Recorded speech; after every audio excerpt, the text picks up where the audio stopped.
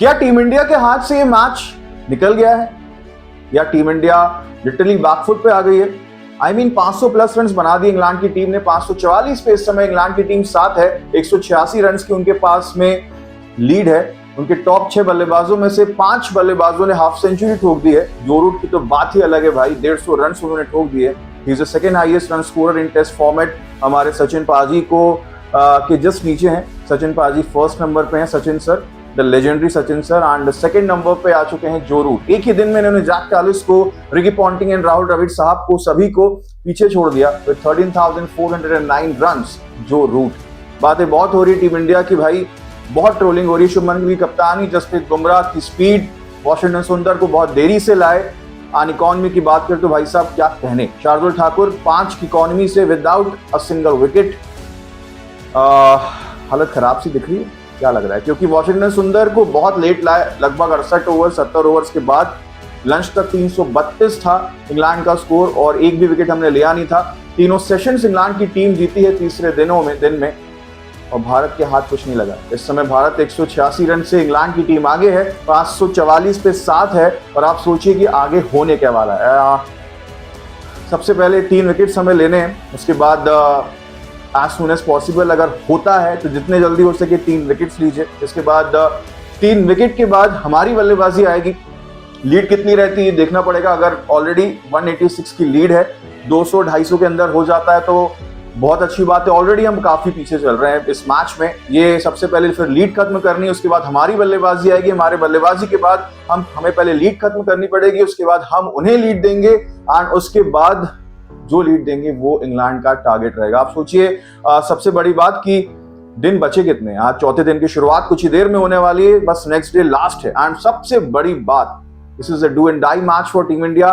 करो या मरो का मैच है फॉर टीम इंडिया। और अगर ये हार गए तो इस सीरीज हम खो बैठेंगे। इंग्लैंड इस मैच में, सीरीज में 2-1 से आगे चल रहा है और लगभग इस मैच में उन्होंने पकड़ बना ली, ऑलमोस्ट पकड़ बना ली है। हो सकता है कुछ आई थिंक कुछ मैजिक हो जाए, कुछ चमत्कार हो जाए, बारिश आ जाए, फिर या तो ड्रॉ ही हो सकता है। मतलब उसके अलावा रास्ता कुछ दिख नहीं रहा, क्योंकि टीम इंडिया इस समय बहुत ज्यादा दिक्कत में है। बात तो बहुत हो रही है भाई, जसप्रीत बुमराह को क्या रिटायरमेंट अब ले लेना चाहिए? उन्हें दिक्कत काफी हो रही थी, बीच में वो मैदान छोड़ के चले भी गए थे। उसके बाद जाते समय भी उनको दिक्कत हुई थी। मोहम्मद सिराज बहुत थके हुए दिख रहे थे। ऑब्वियसली वर्कलोड मैनेजमेंट उनके लिए शायद लागू होता नहीं है, बहुत ओवर्स करते हैं यार, बहुत, एंड कमिटमेंट देखने लायक रहती है।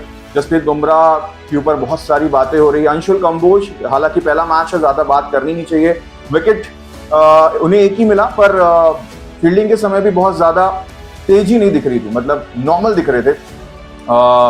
वो एक होता है कि चतुर चालाक, एक स्मार्ट फील्डर टाइप नहीं देखा। पर फर्स्ट मैच है और थोड़ी सी नर्व्स रहती हैं, हो सकता है सेटल तो हो गई हो, पर वैसा दिखा नहीं। स्पीड भाई साहब भारत की बिल्कुल समझ से परे, क्योंकि बुमराह एक समय इस सीरीज की जब शुरुआत हुई थी तो हमने नोटिस किया था कि आई थिंक हेडिंगले में, फिर लीड्स में 135-140 की स्पीड से डाल रहे थे बुमराह। 140 भी टच हो रहा था, बट एंड ओल्ड ट्रैफोर्ड आपके मैनचेस्टर में एक भी गेंद मुझे तो नहीं दिखी, आपको दिखी होगी 140 के आसपास, 180, 138, 140 के आसपास, तो आप कमेंट करके जरूर बताइए। 135 भी होगी तो ठीक है, बट स्पीड उतना मैटर वैसे करती नहीं है। एंड फॉर जसप्रीत बुमराह, जिनका कोई रिप्लेसमेंट नहीं, उनके जैसा कोई बॉलर नहीं, बट दिक्कत हो रही टीम इंडिया को। पिछले 10 सालों में अगर मैं बात करूं तो भारत जितनी भी अवे मैचेस खेला है, अवे सीरीज के लिए, घर से बाहर सीरीज के लिए, टेस्ट मैच में, टेस्ट फॉर्मेट में 500 रन, 500 प्लस रन कभी नहीं दिए हैं। ये सोचने वाली बात है। और अच्छी चीजें बस ये हुई है कहीं ना कहीं कि यार केएल राहुल एंड मैं सबसे बड़ी बात बताऊं, ध्रुव जुरैल की विकेट कीपिंग बहुत शानदार। उन्होंने 2 स्टंपिंग्स की हैं आज इस मैच में। थर्ड डे मतलब हैरी ब्रुक की वो जबरदस्त विकेट कीपिंग स्टंपिंग थी। उसके बाद आई थिंक जो रूट को भी उन्होंने आउट किया था, ब्रुक को एंड रूट को। इसके बाद लंच के बाद 332 पे 2 थे, इसके बाद विकेट गिरता है। वाशिंगटन सुंदर आते हैं, जो विकेट लेते हैं ओली पोप का, जबरदस्त यार, वो कैच शानदार था केएल राहुल का, बहुत शानदार कैच था। It was not easy catch, easy नहीं था।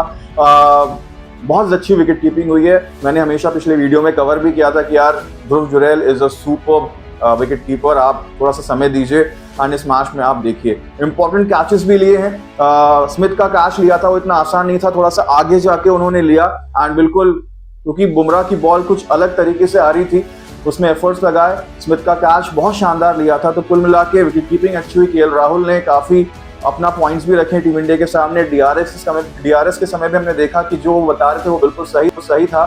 तो मुझे लगता है कि शायद डीआरएस के समय केएल राहुल को कंसिडर करना चाहिए शुभमन गिल ने।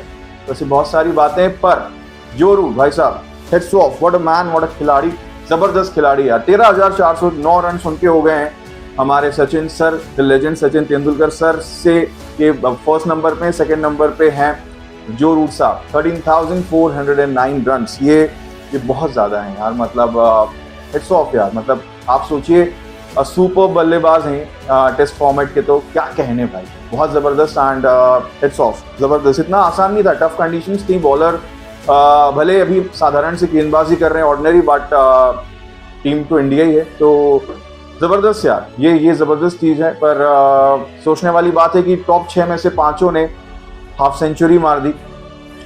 दिक्कत हुई थी, बेन स्टोक्स बीच में ग्राउंड छोड़ के गए भी थे, पर वापस आए और इस समय 7 विकेट उनके हैं 544 पे। जल्दी से जल्दी 3 विकेट लीजिए, 200-250 के ऊपर। 200 तो चला जाएगा, खैर 14 रन बचे हुए हैं। हो सकता है कि ना भी जाए, अगर हो सकता है तो अच्छी बात है। समय हमारे पास बचा नहीं है, भारत बहुत दिक्कत में है। ये मैच अगर हम हार जाते हैं तो भाई हम सीरीज करवा देंगे। आपका इस चीज पे सोचना क्या है, आप जरूर बताइए। पर सवाल तो बहुत सारे हैं भाई। शुभमन गिल की कप्तानी पे सवाल है, वॉशिंगटन सुंदर को लेट क्यों लाया गया, इकोनॉमी बहुत ज्यादा हो रही है। विकेट्स शार्दुल ठाकुर ने लिए नहीं, 2 जड्डू ने लिए, 2 वॉशिंगटन सुंदर ने लिए, एक सिराज ने लिया, एक कंबोज ने लिया और एक बुमराह ने लिया। विकेट लिस्ट गए हैं शार्दुल ठाकुर। क्या लगता है आपको कि भारत इस मैच में कहाँ जा सकता है, आप जरूर बताइए और सब्सक्राइब भी जरूर कर दीजिए। वैसे मेरे हिसाब से भारत टफ कंडीशन में है, मतलब इतनी सिचुएशन इतनी आसान नहीं होने वाली है, प्रेशर रहेगा। आई होप कि जायसवाल का बल्ला चले, केएल राहुल अच्छा खेले, एक अच्छी लीड दें। थोड़ा तेज खेलना पड़ेगा अगर इस मैच को जीतना है। ड्रॉ का ऑप्शन हमारे पास नहीं है, क्योंकि फिर लास्ट मैच में बहुत दिक्कत हो जाएगी। क्या लगता है आपको, जरूर बताइए। धन्यवाद।